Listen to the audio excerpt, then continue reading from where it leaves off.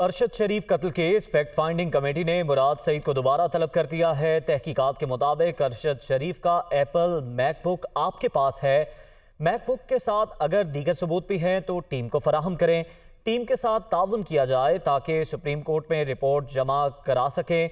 मजीद जान लेते हैं हमारे नुमाइंदे कमरुल मुनव्वर से। जी कमर, क्या अपडेट्स हैं?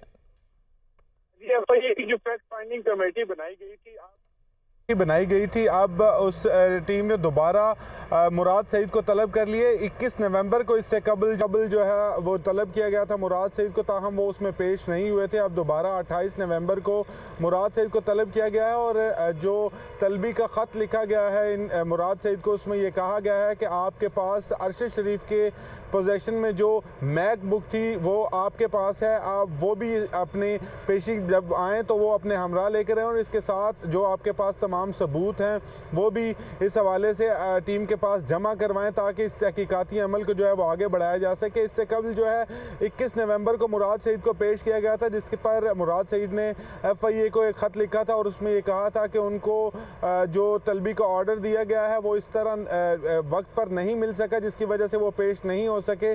ताहम वो एफआईए की जो टीम है उसके सामने पेश होना चाहते हैं ताकि तमाम शवाहिद जो हैं वो दें।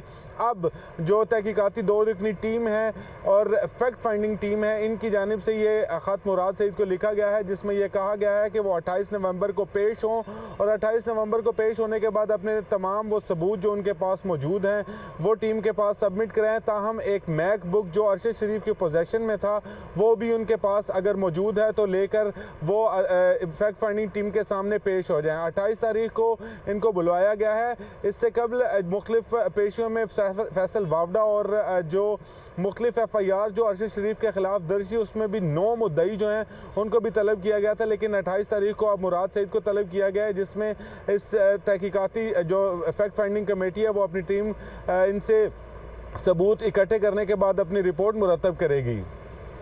बहुत शुक्रिया आपका कमरुल मुनव्वर।